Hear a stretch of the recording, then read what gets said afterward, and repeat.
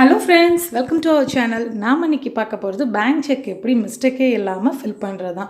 எனக்கு ஆல்ரெடி இது தெரியும் அப்படின்னா நீங்கள் இந்த வீடியோ பார்க்க வேணாம், தயவுசெய்து ஸ்கிப் பண்ணிடுங்க. இது ஃபுல் அண்ட் ஃபுல் தெரியாதவங்களுக்காக, அதுலேயும் நம்ம என்னென்ன சின்ன மிஸ்டேக் பண்ணுவோம் அப்படின்றத ரெக்டிஃபை பண்ணி பார்த்துக்கிறதுக்காக தான் நான் இப்போ இந்த வீடியோ அப்லோட் பண்ணியிருக்கேன்.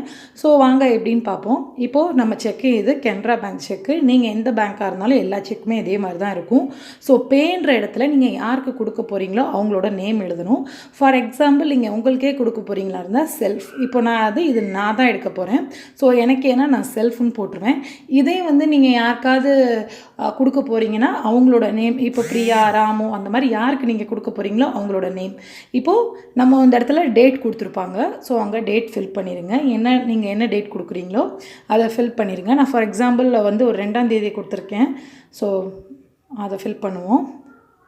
2/4/2018 டேட் கொடுத்துருக்கேன்னா, இப்போ இந்த இடத்துல என்ன கொடுத்துருப்பாங்கன்னா 3 மாதம் வரைக்கும் இந்த டேட்லேருந்து செக் வேலிடிட்டி இருக்குது. இந்த செக் 3 மாதத்துக்கு அப்புறம் எந்த வேலிடிட்டியும் கிடையாது. இது வெறும் பேப்பர் தான். So no validity.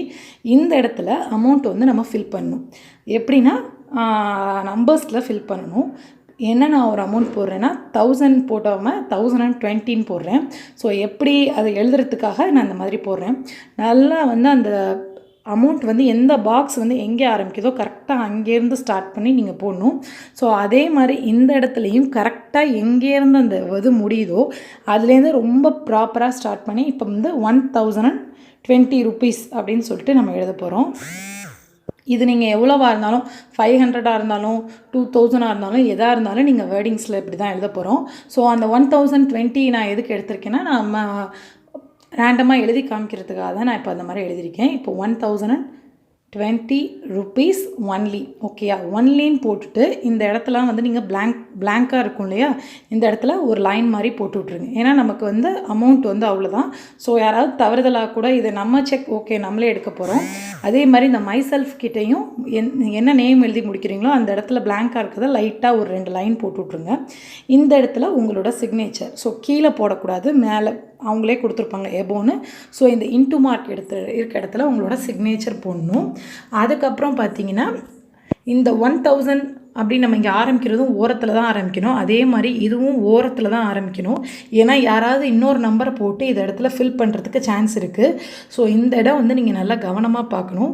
So already நமக்கு டேட் நான் சொன்னேன், இது 3 மாதத்துக்கு அப்புறம் வெறும் பேப்பர் தான். பேக் சைடு நீங்கள் யாருக்காவது கொடுக்குறாந்தா அவங்க நேம் எழுதி இங்கே சைன் பண்ணி கொடுத்தா அக்செப்ட் பண்ணிப்பாங்க. ரொம்ப சிம்பிள் தான். இதிலே நம்ம சின்ன சின்ன மிஸ்டேக் பண்ணுவோன்றதுக்காக தான் நான் இவ்வளோ டீட்டெயிலாக உங்களுக்கு சொல்கிறேன்.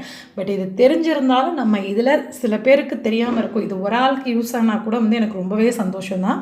இப்போ நம்ம ஃபுல் டீட்டெயில்டாக பார்த்துட்டோம் எப்படி நீட்டாக செக் ஃபில் பண்ணுறதுன்னு. இந்த மாதிரி இன்னும் உங்களுக்கு பேங்கிங்கில் நிறைய டவுட்ஸ் இருக்கும். ஸோ அந்த மாதிரி இருந்தாலும் நம்மளோட கமெண்ட் செக்ஷனில் நீங்கள் தாராளமாக கேட்கலாம். கூடி சீக்கிரமே அந்த மாதிரி ஒரு விஷயங்களுக்கும் நான் உங்களுக்கு விளக்கம் அளிக்கிறதா இருக்கேன். ஸோ மறக்காமல் நம்ம சேனல் பட்ஸ் டூ ப்ளூமா சப்ஸ்கிரைப் பண்ணிக்கோங்க. கூடவே பக்கத்தில் இருக்க பெல் ஐக்கானை கிளிக் பண்ணுங்கள். தேங்க்யூ.